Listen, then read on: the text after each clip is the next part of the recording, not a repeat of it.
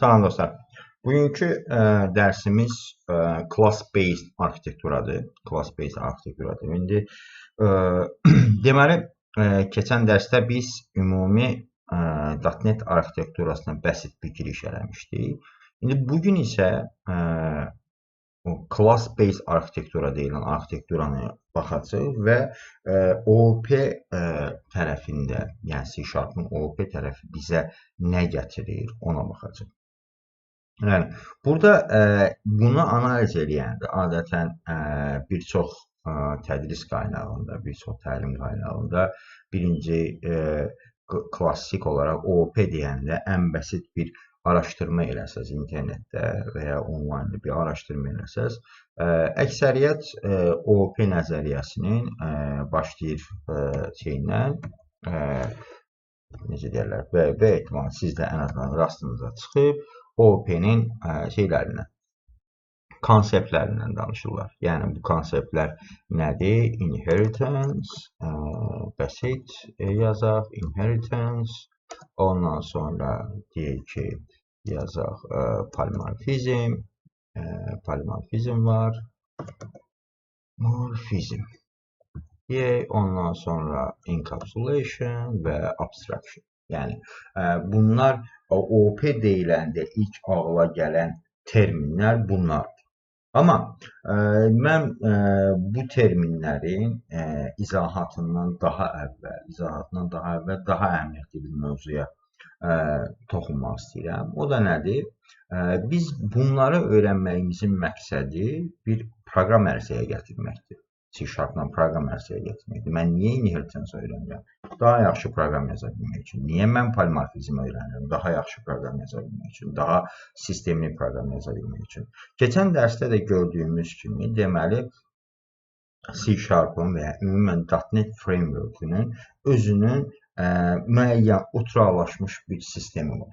Yəni, bu tək .NET arxitekturası olaraq yox, eyni zamanda kod yazma üslubu, proqram dizayn eləmə üslubu, standart bir üslubu var. Yəni ki, bir üslub deməyək, bir neçə üslub var və biz bunun məntiqini qavradığımız zaman, bunun fəlsəfəsini qavradığımız zaman yazdığımız proqramlar daha C# olur, belə deyək, ifadəmə diqqət edin, daha C# variantı yazılır. Çünki proqram yazmağın bir neçə üsulu var, spagetti kodla. Mən məsələn sadəcə burada proqram.js açılıb və burada görürsünüz ki, bu nədir? Bu main.js-in necə deyərlər, daxilidir bura. Gələnmi? Və mən burada bir çox iş görə bilərəm. Yəni, məsələn, atıram, bir dənə əgər mən kalkulyator yazmaq istəyirəmsə və ya bir hər hansı bir proqram yazmaq istəyirəm, onun bütün kodlarını burada yaza bilərəm. Heç bir problem olmaz. Yəni ki, buna biz necə yanaşma deyirik? Prosedural yanaşma deyirik. Yəni, proqramlaşmanın prosedural yanaşma. Yəni, başdan başlayıram, yaza gedirəm. Hər hansı bir kodun parçalanması, kodun vəzifələrə bölünməsi məntiqi olmur. Olur, çox bəsit səviyyədə olur.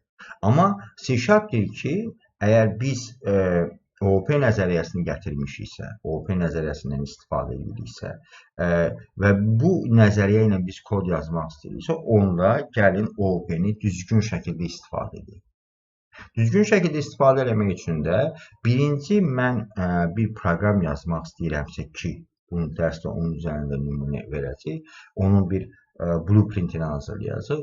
Mən məsələn burada istəyirəm ki, bəsit şəkildə bir tədris qurumunda olan müəllimlərin və tələbələrin idarə olunması üçün, müəllim və tələbə məlumatlarının idarə olunması üçün və ya burada useful bir şeylər eləyə bilmək üçün bir proqram yazmağı hədəfləyirəm qarşında. Deyirəm ki, mən tələbələri idarə edəcəm və s.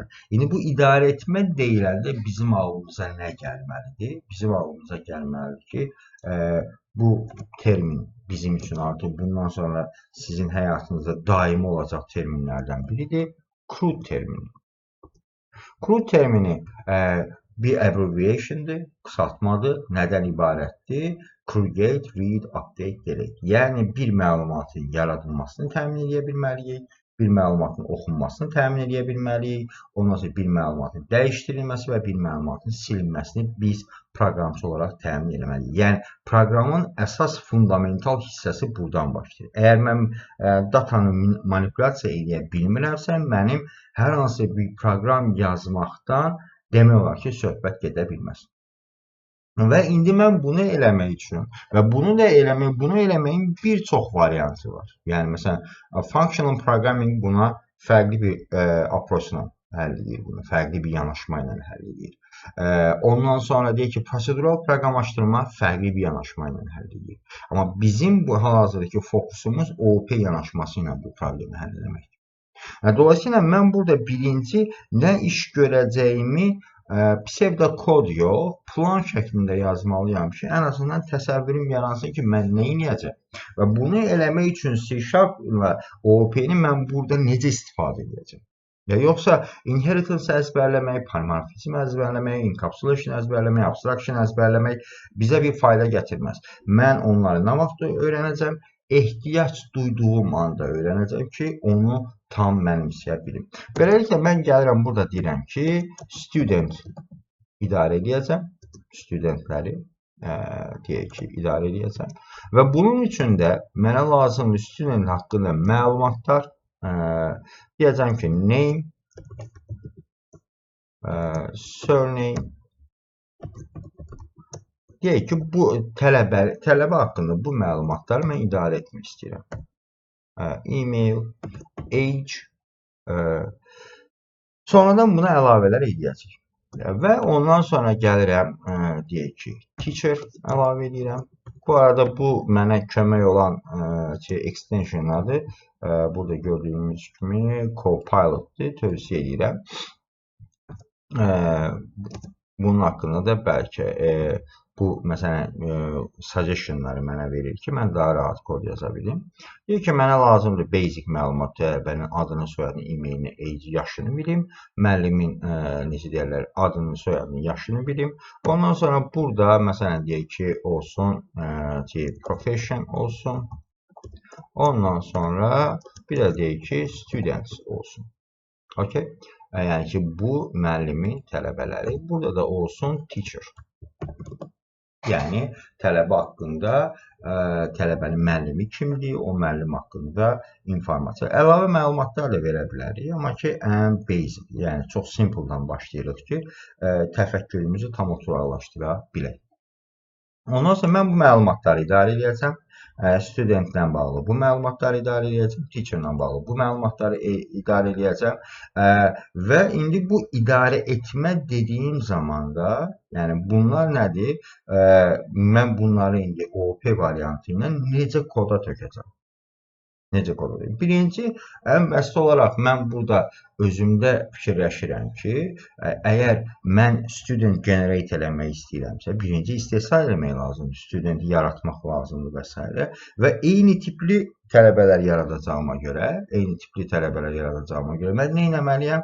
Bunlar üçün ayrı-ayrı klasslar təyin etməliyəm. Gəlirəm bura, ilk bəsit işim, hələ blueprintlərini hazırlayırıq. Gəlirəm bura, deyirəm ki, buradan yazıram student.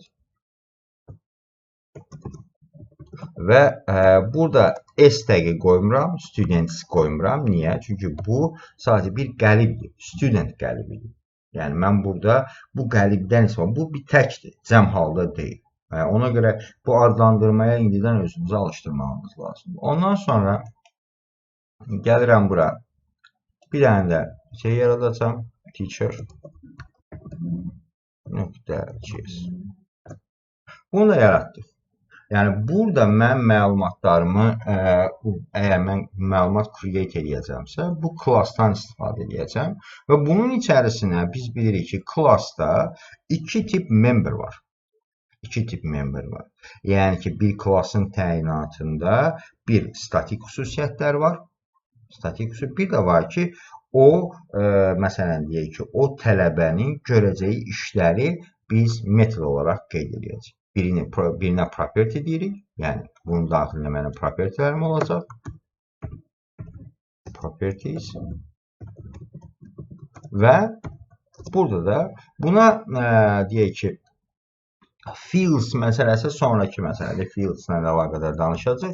Amma hələ ki sadəcə properties and methods-dan danışırıq. Çox bəsit şeydir. Sonra detallandırmasını eləyəcəyik.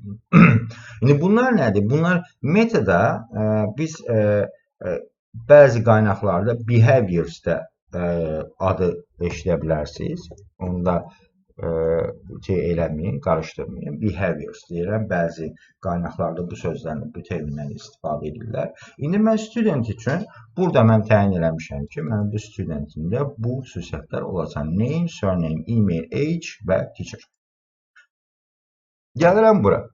Bunun bir property yaratmaq üçün shortcut var. Belə deyək. Prop və burada mən yaradıram bir dənə prop. Və burada mən bir dənə ID yaradacağım. Niyə ID yaradıram, onu da izah edəcəm. Birinci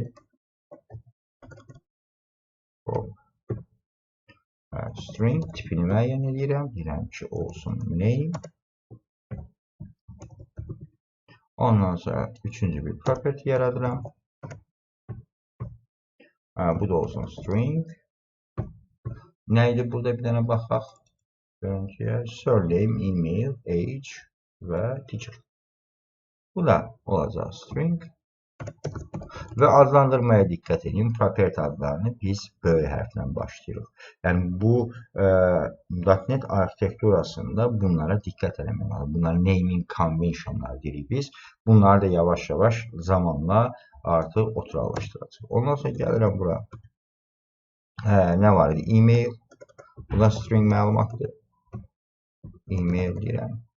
Və gəlirəm bura. Prop, age. Age-ə int deyəcəm. Bura deyəcəm age. İndi burada hələ ki qeyd eləmədiyim nə var? Bir dənə teacher var. Teacher'ın tipi o birlərdən fərqlidir. Bura hələ ki bir özümüzdə sual işarəti qoyaq ki, bu nəyə lazımdır? Belə bir sual işarəti qoyaq ki, bu teacher'ın əlavə bir izahata ehtiyac var. Və eyni şəkildə bura gəlirəm, bunları kopyalayıram. Bu eyni xüsusiyyətlər burada da olacaq. İndi burada hər ikisində də bizim burada qeyd eləmədiyimiz bir xüsusiyyət daha var. İndi burada profession'da qeyd eləyək zəhmət olmasa, bir dənə prop, bu da string olsun, profession. Profession dedik. Students-i hələ ki qeyd eləmirəm. Burada deyəcəm ki, qeyd eləyəcəm, izahatını sonra verəcəm. Deyəcəm ki,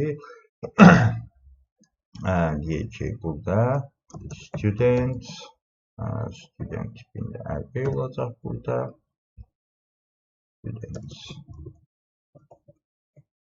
Burada belə bir ərqeyimiz olacaq. Dedim, belə bir şeyimiz olacaq, bizim ərqeyimiz olacaq. Bu indi mən ən basic propertyləri bura qeyd elədim. İndi burada fərqləndirdiyim, əlavə elədiyim, plana almadığım və əlavə elədiyim bir dənə ID var. ID nədir? ID bizim üçün, bu sonradan SQL keçəndə də görəcəksiniz bunu, bir məlumata bizim tərəfimizdən, proqramçı tərəfindən qərar verilən və ona assign olunan unik bir dəyərdir. Bunu real həyatdakı məhsullara vurulan barkod kimi düşünə bilərsən. Identity deyil. Yəni, bir varlığı digərlərindən fərqləndirən unik dəyər. Niyə bunu biz əlavə edirik? Məsələn, deyək ki, mən 10 dənə müəllim yaratmışamsa, bunların adları, soyadları, e-mailləri və vəzifələrinin eyni olma ehtimalı az da olsa var. Amma mənə lazımdır ki, bu, məsələn, studenti, bir tələbəni və ya bir müəllimi digər müəllimdən fərqləndirəcək unik, yəni ki, təkrar olmaz bir xüsusiyyət olmalıdır. Buna da biz ID deyirik. Dolayısıyla, mən hər obyektin, belə deyək də, hər obyektin özünün unikliyini təmin etmək üçün bu şəkildə bir xüsusiyyət əlavə edirəm. Yəni bunu proqramçı olaraq mən ala bilirəm. Məcburam bunu əlavə eləməyə? Xeyr. Yəni ehtiyac halında mən bunu yaradıram. Hal-hazırda mənim ehtiyacım var. Niyə? Çünki mən əgər tələbələri, müəllimləri idarə etmək istəyirəmsə, onların unik dəyərlərinə görə idarə edəcəm. Yəni bir barkod nömrəsinə görə və ya sıra nömrəsi. Bu universitetdə belədir. Sizə tələbələrə xüsusi bir verilir, nömrə verilir ki, bu sizi digər tələbələrdən fərqlənir. Tələbə nömrəsidir və ya bizim fin kodumuzu düşünə bilərsiniz vətəndaş olaraq. Fin kodumuz bizim ID-imizdir. Bizi fərqləndirir. Okey, bunu yazdıq. Ondan sonra bu ilk işimizi gördük. Bunları mən niyə? İndi beyninizdə sual yarana bilər ki, bunları biz bunun içərisində təyin edə bilərdik. Yəni, bunun klası burada təyin edə bilərdik. Niyə mən burada təyin elədim? Bu artıq bizim üçün OOP fəlsəfəsinin yazılmayan qaydaları deyək də, yazılmayan qaydalarını burada tətbiq edir. Biz işimizi planlı şəkildə, düzgün, səliqəli görmə tərəfdarıyıq. Yəni, səliqəli görmə. Dolayısıyla mən hansı iş görəcəmsə, bax, burada məsələn studentdə, teacherdə, hətta diqqət elədirsə, mən bura hər hansı, hələ ki metod yazmamışam, fikir verin. Yaza bilərəm. Məsələn, deyək ki, add, nə bilim, bu xüsusiyyət, add bu xüsusiyyət və s. metod yaza bilərəm bura. Amma hələ ki yazmıram. Bu arxitektura, OOP arxitekturasında istifadə eləmək, OOP fəlsəfəsində istifadə eləmək üçün mən iş bölgüsünü edirəm. Bunları mən nə üçün istifadə edirəm? Birinci, bu klassların vəzifəsi nədir? Bu klasslar sadəcə student obyekti generate eləmək üçün, student məlumatlarını generate eləmək üçün lazım olan bir şablondur, bir blueprintdir. Və mənim əsas vəzifəm burada nə idi? Fikir verin. Buradan student generate eləmək, studentin üzərində kod əməliyyatları apara bilmək. Yəni, create student, read student, update student, delete student deyə. Yəni, belə bir vəzifələr var.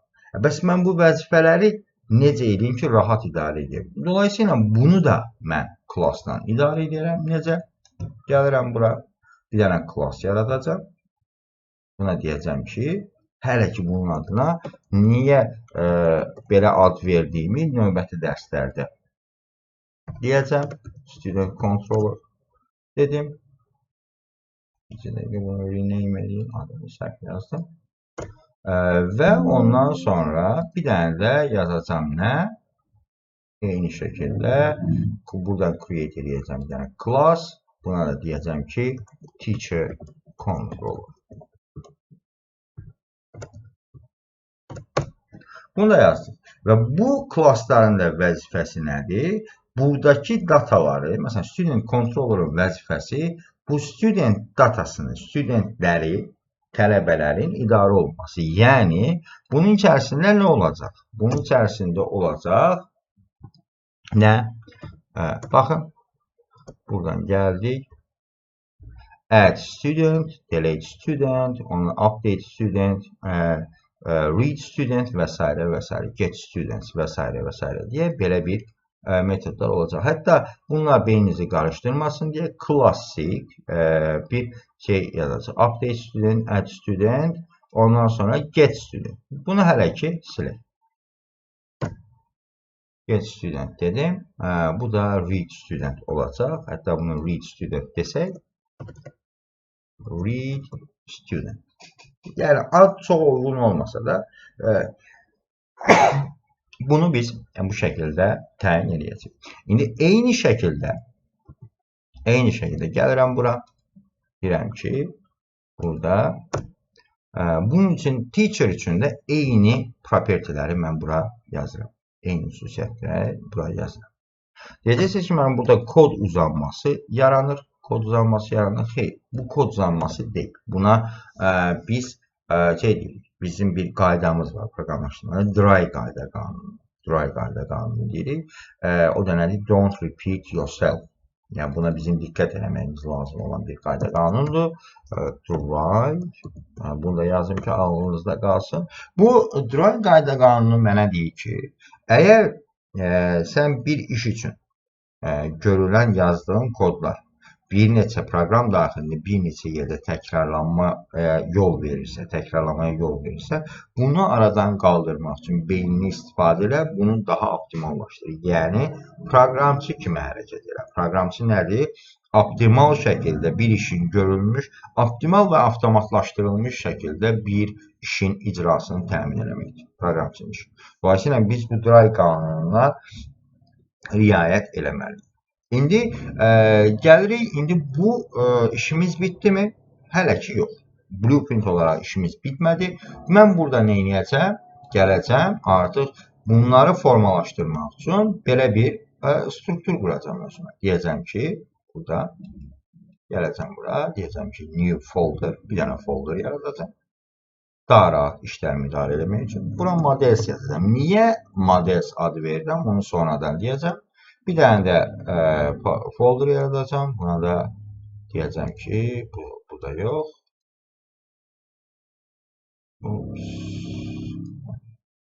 Buna da deyəcəm ki, bunun da adı olsun controllers. Belə bir ad verəcəm. Yenə deyirəm, adlara hələ ki dikkat. Niyə bu adlar? Yəni, qayda-qanun deyil belə adlar vermək. Və burada mən student klassını götürüb atıram bunun içərisinə, modelin içərisinə. Ondan sonra teacher'ı da götürüb atıram bura. Və ondan sonra student controller'ımı götürüb atıram bura. Və teacher controller'ımı da götürüb atıram bura. Və artıq mənim 2 dənə papkam var, 2 dənə folderim var və içərisində models folderumun içərisində student və teacher var. Controllers folderumun içərisində isə student controller və teacher controller var. Bu məntiqlə mən yola çıxacaq. Və indi burada görürsünüz ki, mənim yazdığım application artıq 3 hissədən ibarətdir. Biri əsas idarə etmə strukturu, program.js. Yəni, bu bizim kontrol mexanizmlərimizi yazacağımız yerdir. Proqram. Yəni, proqramın başladılması üçün yazacağımız yerdir. Bu modelin içərisindəki olan klassların vəzifəsi nədir? Bunlar data generasiyası üçün, dataların şablonunu təyin etmək üçün lazım olan klasslardır. Bu da bu klassları idarə etmək üçün, buradakı klassları idarə etmək üçün lazım olan vəzifələrin təyin edildiyi klasslardır. İndi mən bunu birinci gəlin bura baxaq. Mən bu folderları dəyişdirdiyim zaman burada bir qırmızı şey yaranır. Çünki artıq mən burada deməliyəm ki, bunlar eyni leveldə olmadığı üçün, məsələn, bu student controller haradadır? Controller klassının içərisindədir. Ona görə bu student haradadır? Models folderinin içərisində. Dolayısıyla mən deməliyəm ki, zəhmət olmasa bu klassda, student controller klassında istifadə eləmək üçün şərait yarar. Nəyi? Modelsi, yəni ki, using deyirəm, mənim solutionum nədir? Class-based architecture. Deyirəm, bunun içərisindəki modelsə daxil olan nə varsa mən onu burada istifadə edəcəm. Bunu yazmasam mən istifadə edə bilmərəmmi? Təbii ki, istifadə edə bilərəm. Necə? Gəlib deyərəm bura, class-based architecture. Mənim solutionumun adını yazaram. Architecture. Nöqtə models. Models nöqtə student. Yəni, bu şəkildə də mən yazıb istifadə edə bilməm. Heç bir problem. Amma gördüyünüz kimi bu uzun bir variantdır. Daha strukturlu yazmaq üçün mən deyəcəm ki, mən burada bundan istifadə edəcəm. Yəni, ondan sonra eyni şəkildə gəldik burada, əgər ehtiyac duyacaqsa buna. Mən bunları niyə sildim? Bir dənə yazaq bunları. Int ID və name, surname, email, age və profession və list student. Yəni, bunu yazdıq. Ondan sonra gəldik bura. Burada dedik ki, property teacher. Bu şəkildə də bunları verdik.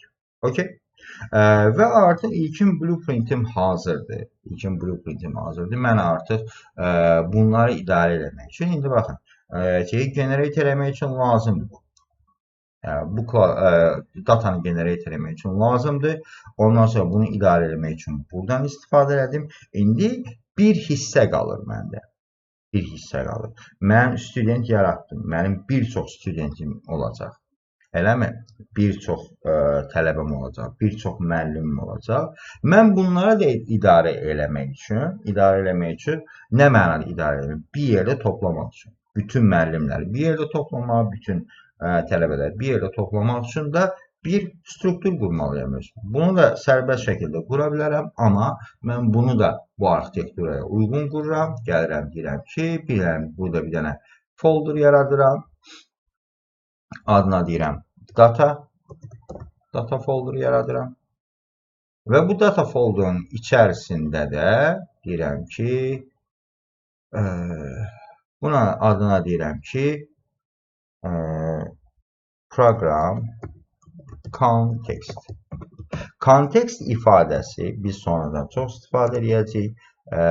Necə deyərlər? Bunun hələ ki gözünüzün alışması üçün mən bundan istifadə edəcəm. Adlandırma üçün ki, gözünüz alır. Və mən bu klasın içərisində nə təyin edəcəm? Əgər mən bütün tələbələrimi bura yığmaq istəyirəmsə, bu şəkildə baxın, 2 dənə təyin edəcəm. Və burada niyə bu student verdi? Mən burada using eləmədim modeli. Modelsi use elədikdən sonra belə bir. Bunun da vəzifəsi nədir? Bütün burada istehsal olunan məlumatları mən bunun içərisinə yığacam. Və indi bu arxitekturanı qurduq. Və bunun davamını artıq bu blueprinti biz necə istifadə edəcəyik və daha sonra bunu yazarkən OOP-nin xüsusiyyətləri mənim nə kimi köməyimə çatacaq? Yəni, hansı dərdimə dərman olacaq, onlara baxacaq. Kod yazarım. Bu strukturumu qurduq, bəsit bir dənə nümunə eləyək. Mən deməli, nə etməliyəm? Bunlar bilirsiniz ki, blueprintdir. Eləmi? Mən bunlardan bir dənə class yaradacam. Deyəcəm ki, burada yaradacam ki, mənə zəhmət olmasa bir dənə artıq şablonum hazırdır. Mən artıq bunu icra eləmək üçün müəyyən kodlar. Birinci nə etməliyəm? Məlumatları hara yığacamsa, onun yığılması üçün bir obyekt yaradacam. Deyəcəm ki, var db database, db context deyə bilərsiniz və deyək ki, db deyə bilərik. Bərabərdir. New program context. Və burada da mən nə edəcəm? Program konteksti burada mənə deyirəm ki, bunu mənə istifadə eləmək üçün versin. Bunu götürdük. Bu artıq mənim öz proqramımı icra eləmək üçün lazım olan bir dənə database'imdir. Və ondan sonra mənə lazımdır ki, bu database'ə məlumat əlavə edeyim. Məlumat əlavə eləmək üçün mən nədən istifadə edəcəm? Mənim icraçı funksiyalarım nə idi? Controllers'dır. Gəlin bura using eləyim, modelsi də burada use eləyim. Ondan sonra bir dənə də using class-based architecture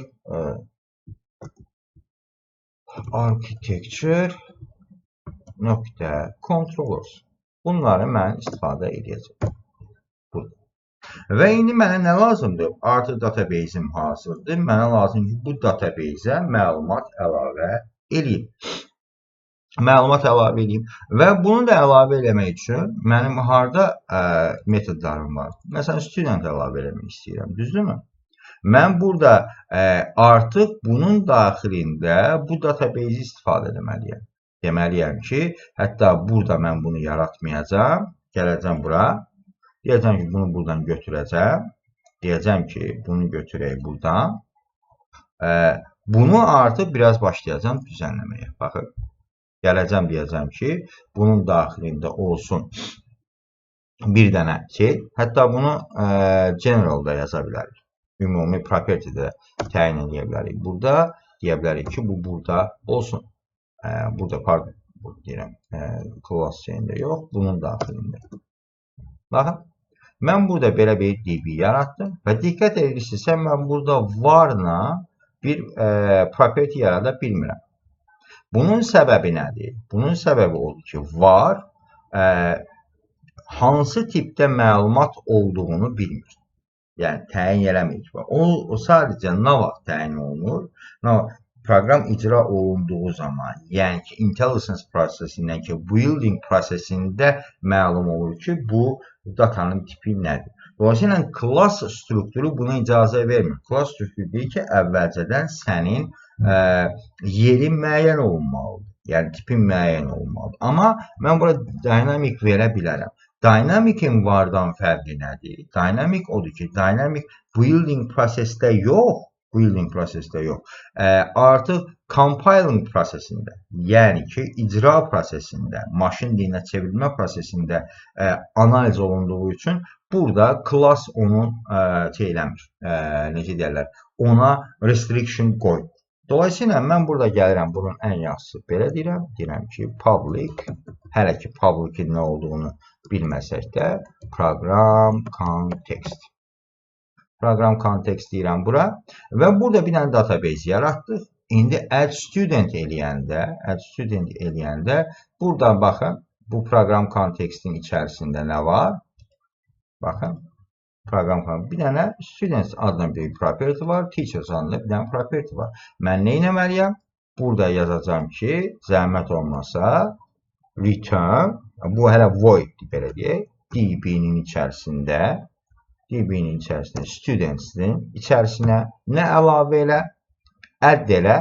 İndi bunlar artıq şeylər, belə deyək də, collection mövzusudur. Amma ümumi şeyi bilmək üçün ki, bunun vəzifəsi nədir? Student adında listin içərisinə mən bir dənə student əlavə edirəm. Bu studenti əlavə edəcəm. Bunun içərisində bunu əlavə edirəm. Okay. Ondan sonra sadəcə bunu hələ ki göstərirəm və ondan sonra o biri xüsusiyyətləri də lazım olan bu vəzifələri icra eləmək üçün lazım olan nələr varsa, məsələn, burada bunu yazacaq. Deyirəm DB, ondan sonra students nöqtə remove student. Yəni, daxil elədiyim üstün mən hansı tələbəni silmək istəyirəmsə və s. və s. Yəni, bunlar, necə deyərlər, mənim üçün hələ ki şeylər deyil. Yəni, önəmli deyil. Bunların sonraki detallarını yazacaq. İndi təsəvvür edin ki, mən artıq burada hər hansı bir iş görəndə, artıq student controller'dan iş görəndə, gələcəm bura deyəcəm ki, mən nə etmək istəyirəm? Təzə bir dənə tələbə yaratmaq istəyirəm. Bunun üçün mən o icra edici funksiya hansıdırsa, məsələn, deyəcəm ki, var student controller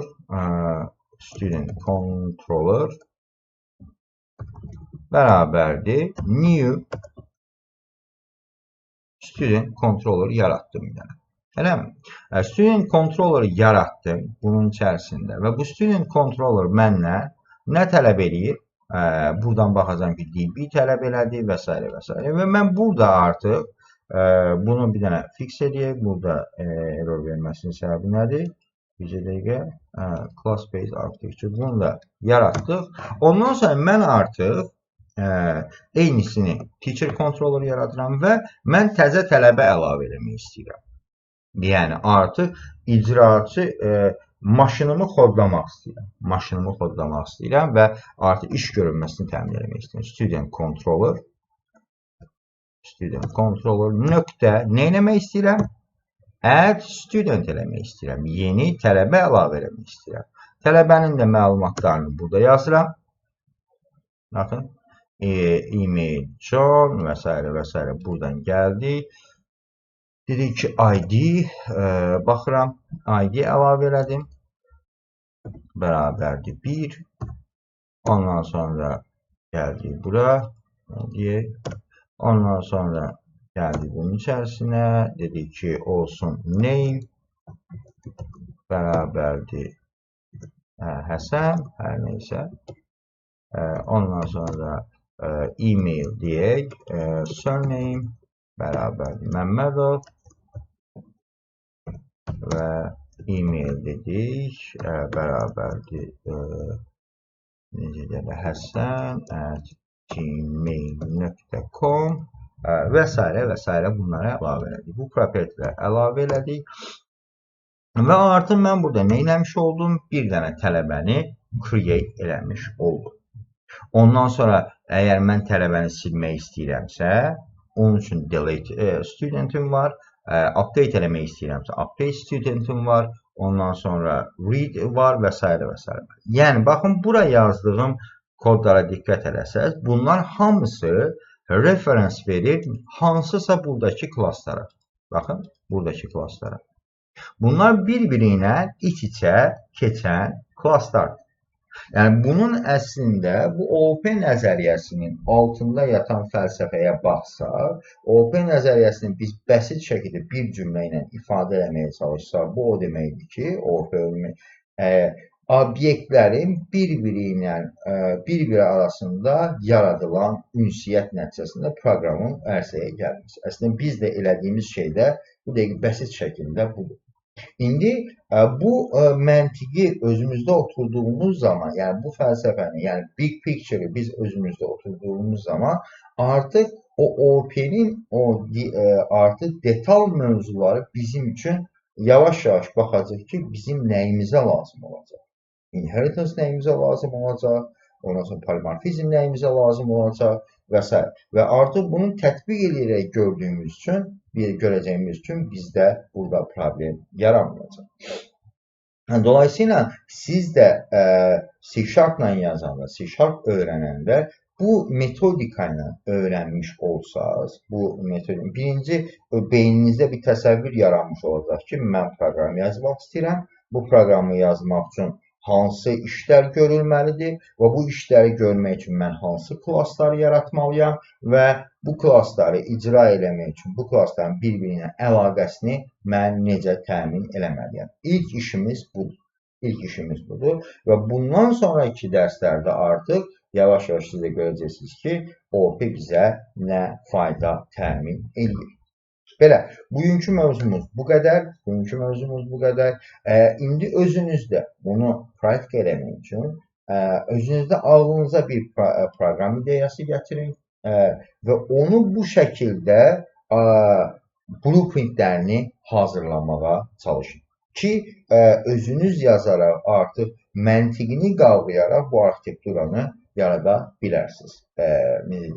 Bunun adına ümumən MVC məntiqi deyirlər və s. O adının nə olduğu önəmli deyil. Bizim üçün əhəmiyyətli olan mən özümə bir struktur qurmalıyam ki, məlumatlarımı rahat idarə edə bilim. Belə, bugünkü dərs bu qədər. Növbəti dərsdə görüşənə qədər.